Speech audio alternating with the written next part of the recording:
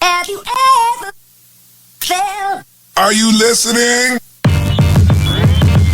Damn.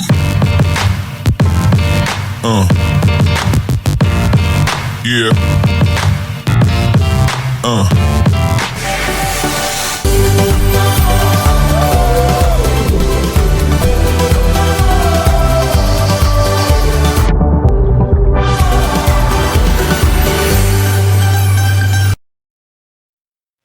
Le Var plein sud, ben voilà, ça y est, nous y sommes. Et où nous sommes? Nous sommes dans le Var, tout simplement. Alors, on ne le dit pas assez, c'est-à-dire le Var, c'est quoi? C'est une terre boisée, quasiment un des départements les plus boisés de France, mais c'est aussi, j'allais dire, un vrai mélange entre le côté méditerranéen et le côté gorge des Verdons. Et vous allez voir, on va s'y promener tout du long. Notamment, on va aller faire ça à vélo. On va aller faire ça à vélo avec Célia Auclair qui est avec nous, qui s'occupe de la Dracénie, du tourisme Dracénie. Bonjour Célia. Bonjour. Alors, avec toi, on va vraiment partir à bicyclette. Est-ce que c'est le mot, bicyclette? Ouais, à vélo, en trotteur, en trottinette, comme on veut, et puis à pied aussi, en randonnée, on peut tout faire. On va faire la Dracénie, mais pas seulement en plus avec toi. Ah ben, on va se promener lac aux Gorges du Verdon, Provence verte, voilà, tout l'arrière-pays, tout le Haut-Var à découvrir en toute saison. Et on va passer aussi par ici, je crois, par le lieu où on est aujourd'hui pour le tournage. On va partir du château de Sainte-Roseline, qui est au cœur de la Dracénie en effet, et la Vigne à vélo, donc qui est un site où on peut faire du vélo et toutes sortes d'activités en famille, en sécurité, passe juste au-dessous là.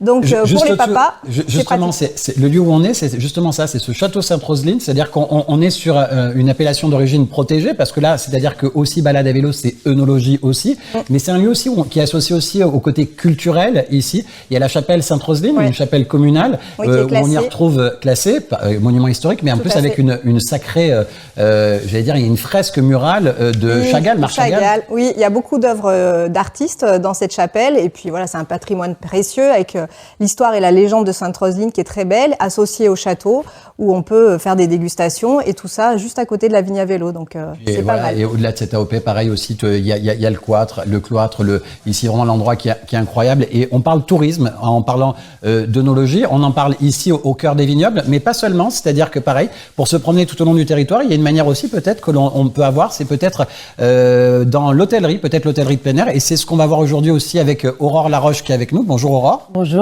Alors toi, tu es du côté vraiment Méditerranée. Toi, c'est vraiment c'est le caravaning, les pieds dans l'eau. Les pieds dans l'eau, le territoire Estérel-Côte d'Azur, en plein cœur du massif de l'Estérel, les roches rouges, la Méditerranée bleue et le ciel turquoise. C'est chouette ce que tu me dis, c'est-à-dire que ça, c'est l'image quasiment estivale que l'on a de notre département. Notre département, en plus, j'allais dire, on va le voir avec toi, c'est-à-dire que même si le caravaning, etc., ou en tout cas l'hôtellerie de plein air, c'est plutôt dans les beaux jours, mais on va voir que notre département, c'est aussi un lieu qui se visite tout au long de l'année. Pendant les 4 saisons, tout à fait. Le territoire du Var est un territoire qui est accessible pendant les 4 saisons avec des paysages complètement différents. En ce moment, par exemple, c'est le mimosa, donc nos forêts sont or, et donc ensemble, nous irons faire un tour dans tout le Var. Le mimosa aussi, on le retrouve dans nos assiettes aussi, parce qu'il y en a un comestible. On parle de la route du mimosa du côté de Tanneron, il y a du mimosa comestible, mais bientôt, vous allez voir que dans le département, on travaillera aussi des brasseries, de la bière à base d'œufs, mais il y a du miel, il y a toutes sortes de choses, des sirops, et cuisine, pourquoi? Parce qu'on est avec Pierre Laurin aussi, alors toi Pierre Laurin, bonjour, alors toi tu es au Riviera 3, tu es du côté de Sifour. Du Brusque, effectivement, en face de l'île des Angliers. Voilà, avec la petite presqu'île du Gao, et voilà, mon restaurant est positionné sur la mer comme ça, et on prend plaisir à travailler des recettes méditerranéennes, provençales, avec des produits locaux. Aujourd'hui, tu vas nous en faire une recette. Exactement, on va travailler une entrée sympa à base de poisson, du maigre précisément. Voilà, un petit chaud froid. Je vous présenterai ça tout à l'heure. Le chaud froid, et on va voir de toute manière, c'est pas parce que tu es en bord de Méditerranée, on va parler de poisson. Dans d'autres émissions qu'on fera ensemble, tu nous parleras aussi de noix de Saint-Jacques, c'est-à-dire pas forcément que du produit local, mais surtout tu travailles aussi avec de la viande, des producteurs locaux, c'est-à-dire qu'on n'est pas que sur le poisson. Bien sûr, et également des épices du monde entier, parce que la Provence et notamment le Var, c'est aussi l'ouverture sur le monde, quoi, avec des voyages et des importations. Ouais. L'ouverture sur le monde, mais finalement l'ouverture sur le monde, c'est le voyage. J'ai envie de revenir tout de suite à toi, Aurore Laroche. Alors là, vraiment, on le disait, caravaning, le mot caravaning, moi j'associe ça au côté un peu luxe. Est-ce que c'est le mot qui convient le mieux ? Alors, il faut savoir que ces 20 dernières années, le caravaning, camping, aujourd'hui appelé hôtellerie de plein air, a bien changé dans l'image que nous essayons de véhiculer. On a aujourd'hui dans le Var 22 fleurons de l'hôtellerie de plein air, dont Estérel Caravaning, des établissements 5 étoiles. Alors nous, si vous prenez notre établissement, qui est un établissement familial, vraiment niché au cœur de l'Estérel, avec une vue absolument exceptionnelle sur les rochers rouges de ce massif, eh bien vous avez la possibilité de venir soit en mobil-home avec une location à la semaine ou pour le week-end, soit avec votre caravane ou votre camping-car. Parce qu'il faut savoir que notre territoire et notre Var, notre département du Var, offre plus de 200 campings de grande qualité où vous pouvez sillonner, ce qui vous permettra de visiter tout notre département. Là, quand tu le dis, justement, c'est-à-dire sillonner tout le département, parce que c'est vrai que ce bord de mer, mais on a aussi on pense souvent département bord de mer au Var, mais c'est-à-dire que ce camping peut être présent. Mais j'aime pas le mot camping, moi je préfère le mot hôtellerie de plein air, parce que c'est vrai qu'il y a une offre aujourd'hui qui se fait sous forme de mobil-home, mais aussi avec j'allais dire, des véhicules aussi, parce qu'il y a on peut tout au long de l'année, je veux dire, s'y promener. Et vous aussi, vous invitez régulièrement, c'est-à-dire venir chez vous. C'est vrai qu'il y a de l'activité en interne chez vous, parce qu'il y a des activités en interne, mais on peut pousser aussi vers l'extérieur. En interne, il y a quel genre d'activité quand on est sur des lieux comme le vôtre? Alors, dans un établissement 5 étoiles, chez nous, vous pouvez retrouver un parc aquatique, par exemple. Parc aquatique de 5000 m² avec 4 toboggans, 4 pintes à glisse, des activités et des animations 24 heures sur 24. Alors, nous prenons en charge les bébés avec un baby club, ce qui permet aux familles et aux femmes de profiter de leurs vacances et d'aller au spa pendant que les enfants sont gardés. Et puis après, vous montez comme ça, par tranche d'âge, en mini-club, en teenager club, etc., jusqu'aux adultes. On s'occupe, dans des établissements comme celui-là, d'animer des petits jusqu'aux plus âgés. Ça permet d'offrir des vacances familiales et à tout le monde. Et les établissements comme cela, vous pouvez trouver aussi à l'intérieur un bar, un restaurant, voire plusieurs bars. À Estérel Caravaning, nous avons 2 restaurants, un glacier et 3 bars. Ce que tu es en train de me dire, c'est-à-dire que c'est vraiment les vacances au bord de l'eau, les pieds dans l'eau, c'est-à-dire qu'on peut venir et se laisser, entre guillemets, je veux dire, bercer par un environnement dans lequel on peut rester tranquillement, mais tu pousses quand même vers l'extérieur aussi. Bien sûr. Parce qu'au-delà à côté de chez toi, mais pas seulement en plus. Bien sûr. Alors l'idée, c'est que les familles qui découvrent le Var et notre territoire Estérel Côte d'Azur ont envie de visiter ce territoire. Il est clair que quand vous êtes en plein cœur du massif de l'Estérel, la seule chose que ça vous donne envie, c'est de voir ce qui se passe à l'extérieur. L'Estérel, déjà, on y voit déjà une roche avec une couleur bien particulière en plus. Cette roche rouge exceptionnelle, la rhyolite, qui est une roche volcanique, donc on a un territoire qui remonte à plus de 200 millions d'années, que vous pouvez retrouver dans le nord de la Corse, mais là, c'est pas le sujet. Et surtout, quand vous sortez d'Estérel Caravaning, vous longez ce massif de l'Estérel et là, vous arrivez sur la première petite plage qui est une rade, qui est la plage d'Aguet et qui est la porte de la Corniche d'Or.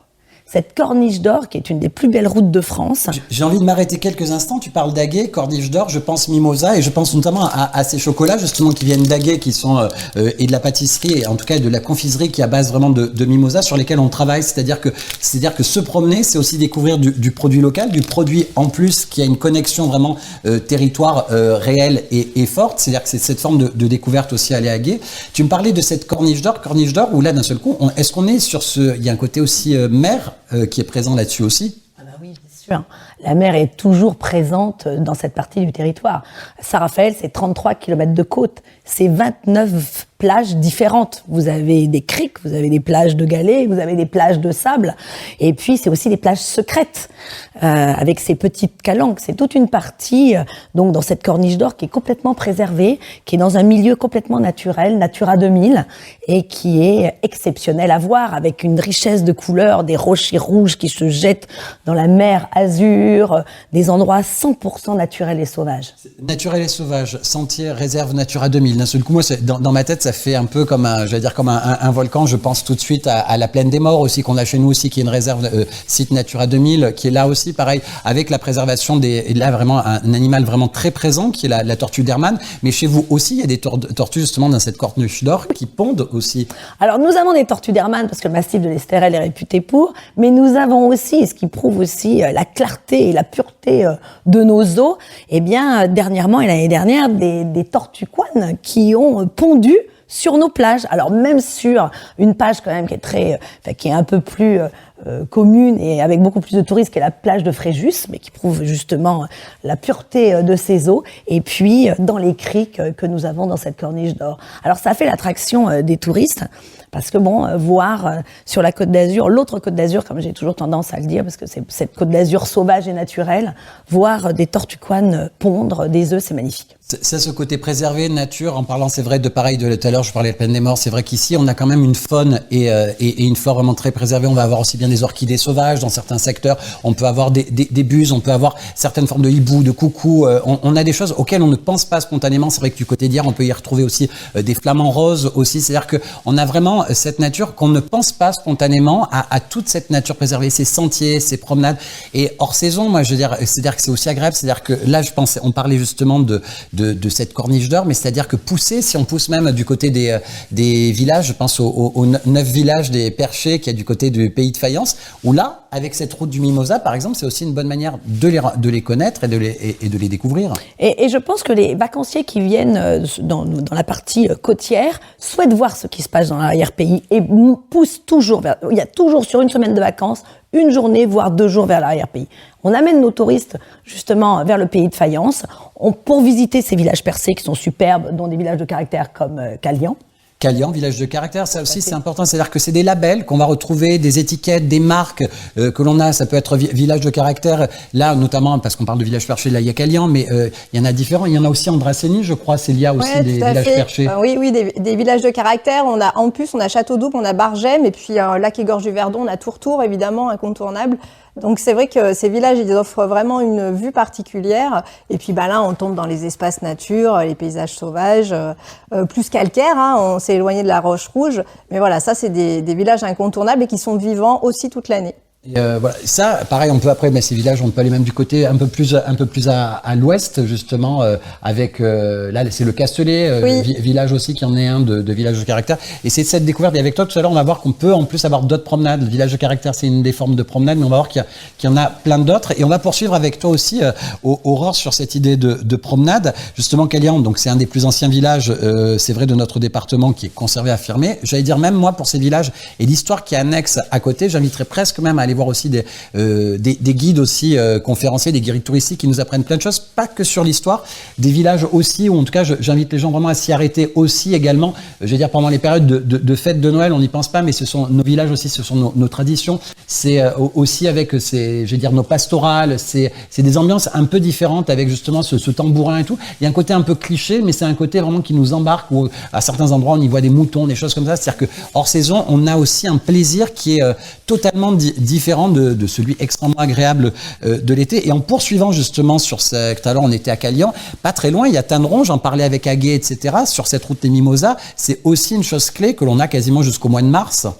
Alors nous avons, Tanneron est quand même le village le plus fleuri du sud, avec 52 km² de territoire, avec 12 hameaux dispersés au milieu d'une forêt de mimosas. 80% du village, c'est du mimosa sauvage ou cultivé. Et nous avons du reste 4 mimosistes, dont la famille Vial, qui vous invite à visiter leur exploitation, et puis surtout tout ce qu'ils font avec ce fameux mimosa. Du mimosa avec du chocolat, tu as quoi? Tu as du sirop, du savon, du miel? Voilà, tout à fait. Là, on a du sirop, on a du savon, on a du miel. Et du chocolat que je partage avec Pierre notamment. Tiens, n'hésite pas à le goûter, le chocolat à base de... C'est excellent. Hein. Ah, bien sûr, c'est excellent. C'est fondant. C'est excellent, tout à fait. Et alors, on retrouve derrière ce petit goût, on a un petit goût acidulé. Et ils m'ont expliqué, là, le chocolatier d'Aguet, Monsieur Carrier, et là, l'entreprise Vial, qui est la famille Vial, que le mimosa a des goûts un petit peu particuliers, et très raffinés. Là, le secteur aussi, pareil, il y a des forceries qui se visitent. La forcerie, c'est un mot qui n'est pas forcément connu, la forcerie. Non, tout à fait. C'est même un mot qui n'est pas du tout connu. Et c'est le moyen pour eux de conserver le mimosa. Donc, on le cultive, on le coupe quand le bouton est encore vert, quand il n'est pas fleuri. On le met en sachet et puis on le fume, entre guillemets, dans ces forceries.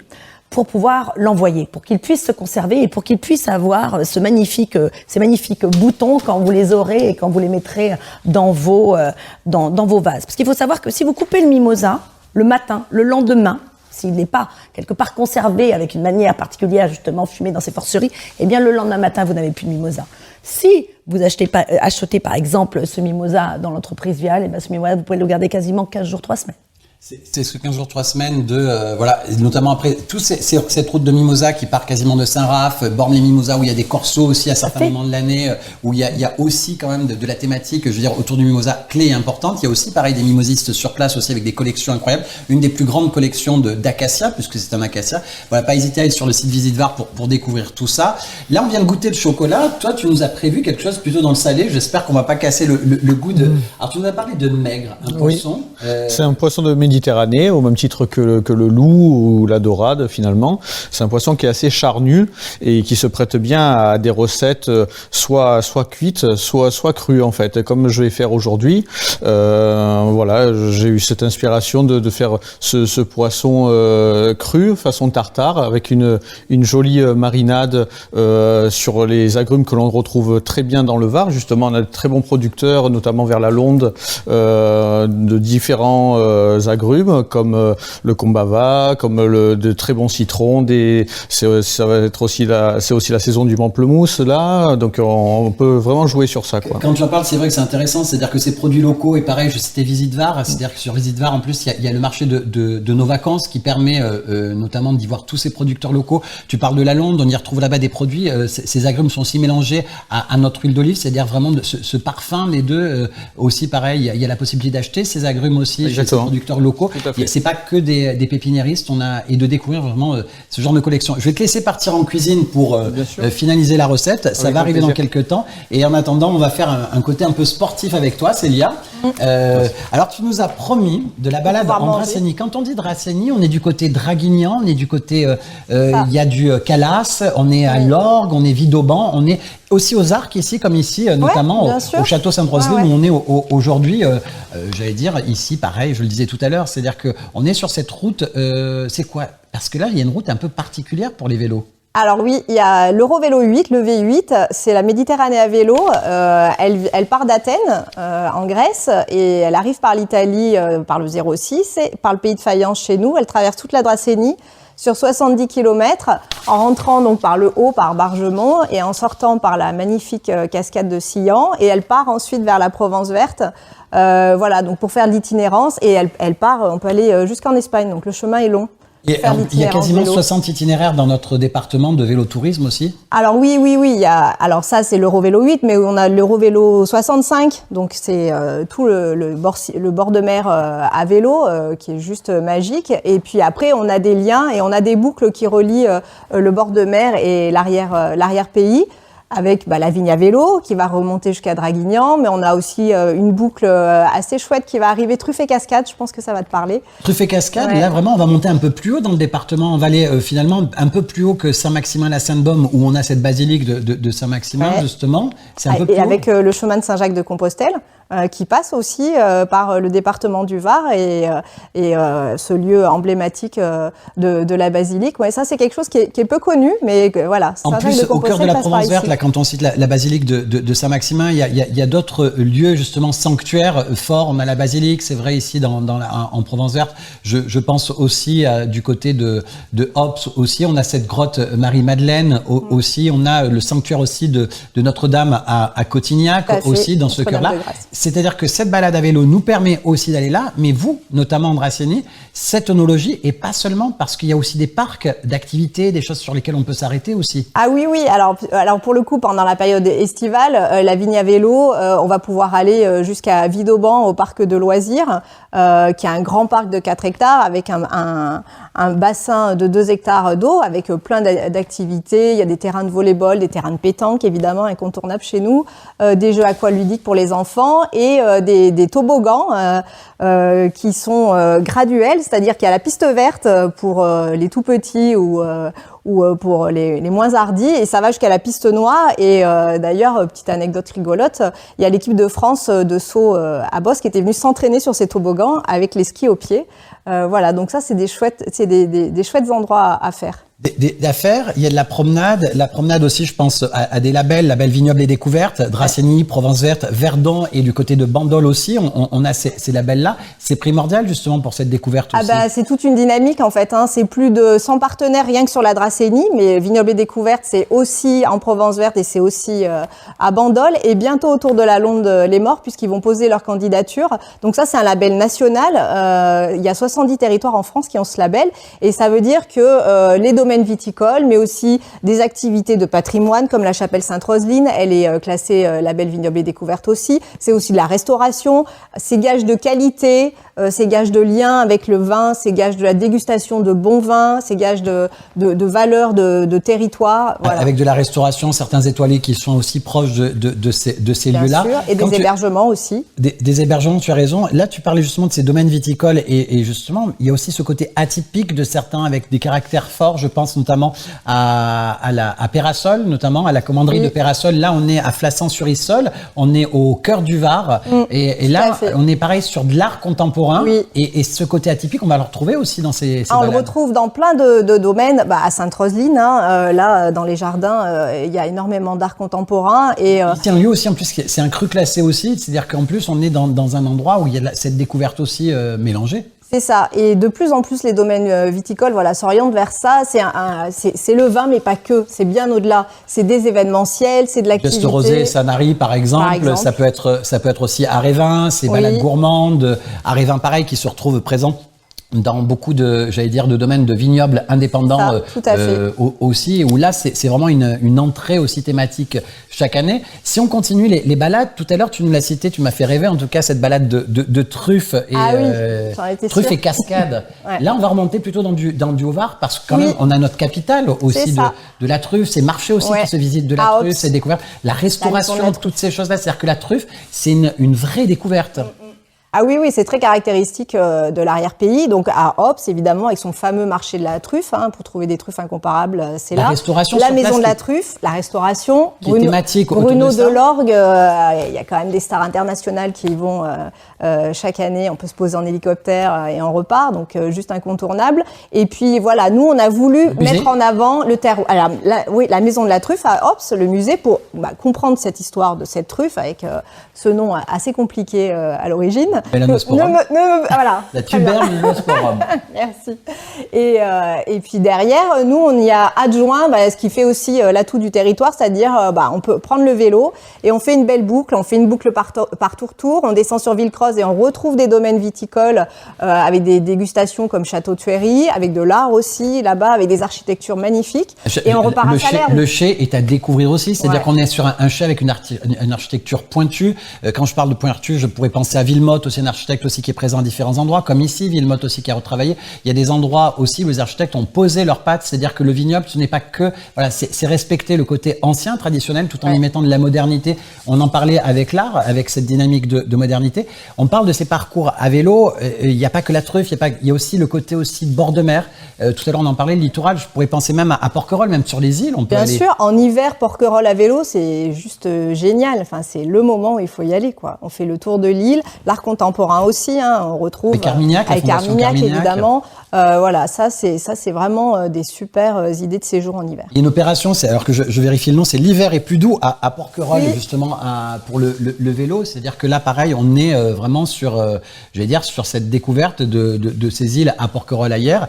Et île de Porquerolles, pareil, ce côté mer extrêmement préservé, protégé mer. Je pense quoi? Je pense poisson. Donc poisson, je repense tout simplement à Pierre Laurin qui nous a préparé des plats. Et puis là, on a Audrey qui vient nous ramener aussi ce poisson. Tu auras droit de goûter après, Audrey, si tu es sage, d'accord? Et puis, n'hésite pas, Pierre, aussi à venir.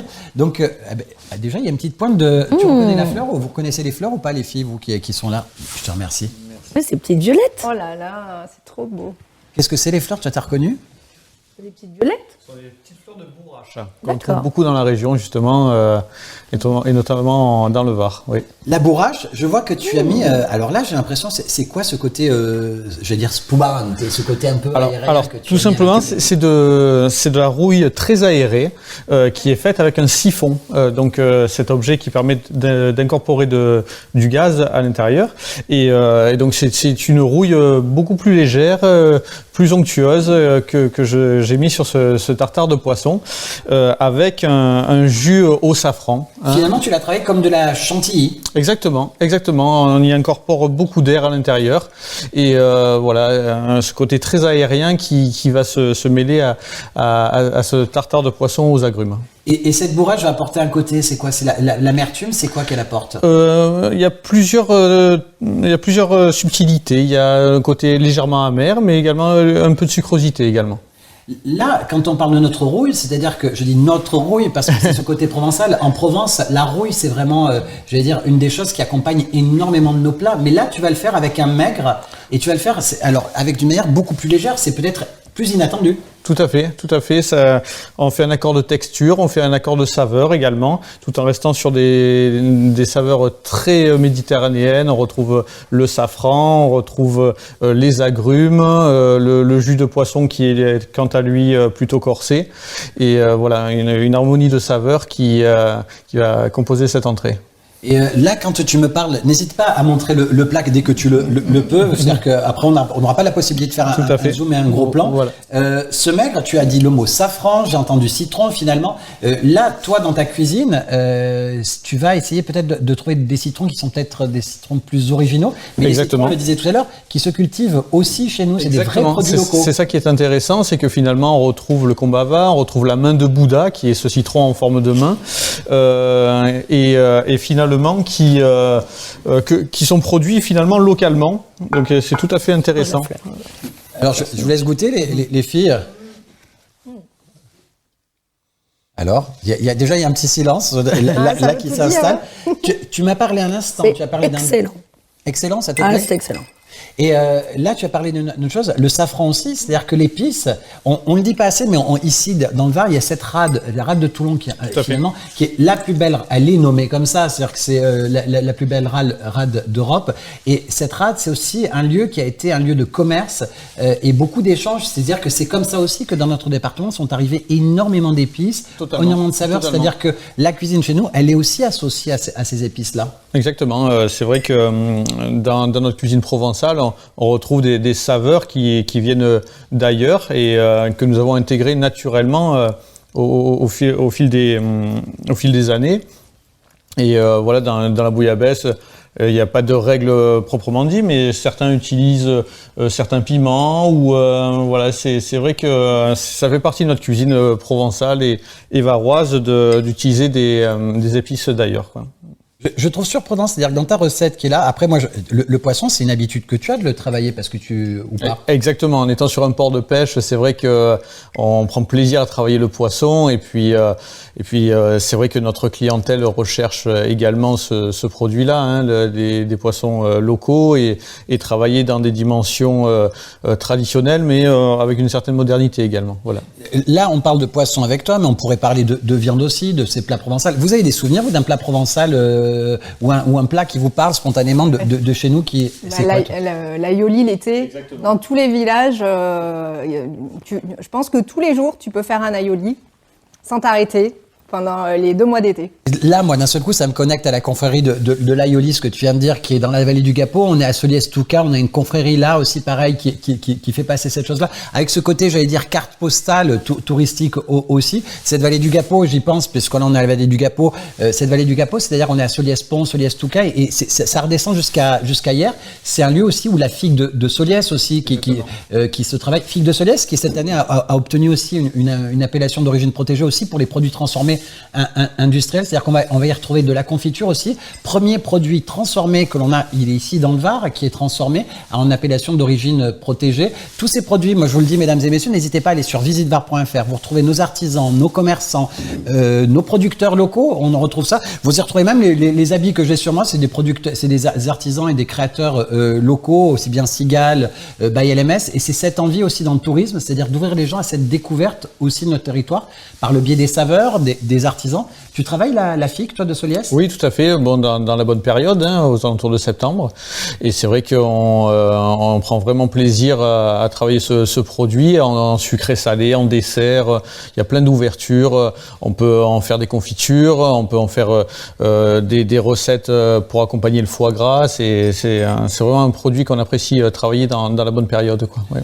Un fruit, par contre, qui ne se mange pas séché. C'est-à-dire que c'est une des figues qui ne peut pas être séchée. Donc c'est vraiment et voilà, qu'il faut vraiment découvrir dans un moment bien particulier. Exactement. À un moment donné. On a d'autres fruits aussi, pareil, un peu spécifiques. Je pense à la châtaigne à Colobrières et nos marrons aussi avec. Tout à fait. En ayant des origines corses, c'est vrai que je travaille beaucoup des farines de châtaigne. Il y a beaucoup de recettes que l'on peut élaborer à base de châtaigne, quoi. Et donc c'est vrai que c'est vraiment, on reste dans une dimension très méditerranéenne, des fois plus montagnarde, mais méditerranéenne quand même. Voilà. Châtaigne, pour moi, je veux dire, c'est pas l'été, c'est vraiment du hors saison. Exactement. Il faut pas hésiter à venir justement en période, je vais dire, automnale pour ce genre de découverte. En plus, quand on parle de châtaigne, tu parlais à l'instant, c'est vrai de Colobrières, on en parlait. Colobrières aussi, on peut y découvrir d'autres choses. Il y a la Suberé varoise qui est dans le secteur. La Suberé varoise va nous parler de chêne-liège, de cette nature aussi, parce que c'est nos paysages aussi.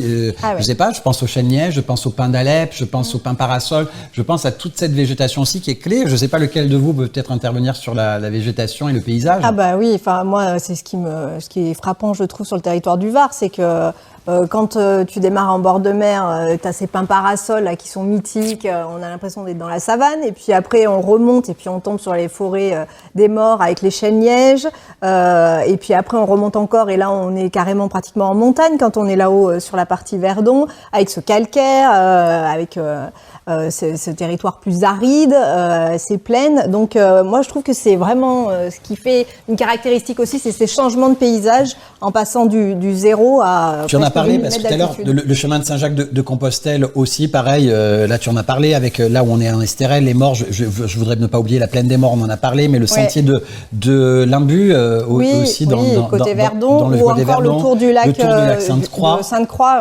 On a les sentiers du littoral, c'est vrai, mais aussi les randos pédestres, aquatiques avec le... Alors oui, ça c'est original, voilà, les randos aquatiques en bord de mer, ça c'est chouette à explorer. À Longe-Côte. Ouais. Non, ça, on aura l'occasion de parler d'activités un peu plus nautiques avec d'autres invités plateau. Écoutez, moi en tout cas, j'en conclus une chose là, c'est que j'ai l'impression que ça soit en cuisine, que ça soit en territoire, que ça soit en balade, que ça soit en découverte même historique, artistique, que là j'ai vraiment envie. Moi j'ai la chance, mesdames et messieurs, d'habiter dans le Var tout au long de l'année, et sincèrement je vous invite vraiment à y venir tout au long de l'année. Il y a des découvertes complètement différentes. Là on est au cœur du Mimosa, mais bientôt ça sera le tour d'une autre végétation, d'une autre voilà, et que t'es culinaire toi aussi, il y a le travail de la saisonnalité aussi. Exactement. Là, aujourd'hui, on est avec le maigre, mais il y a d'autres choses aussi. Oui, bien sûr. Effectivement, le poisson, c'est comme les fruits et légumes. C'est vrai qu'il y a une certaine saisonnalité, et puis on prend plaisir tout au long de l'année à adapter nos recettes en fonction de la pêche et également voilà des fruits et légumes qu'on peut y trouver, quoi. Là, tu m'as donné la phrase de conclusion que va nous donner Aurore. Le Var, c'est le bonheur. 4 saisons. 4 saisons. Et le bonheur. Bon, en tout cas, le bonheur, voilà. Le Var plein sud. Ben voilà. À très bientôt sur visitevar.fr notamment.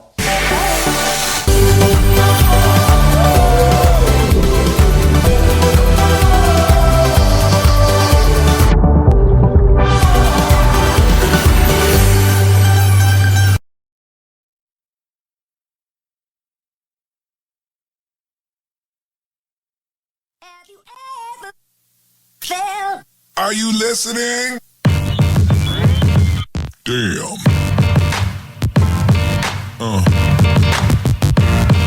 Yeah. Yeah.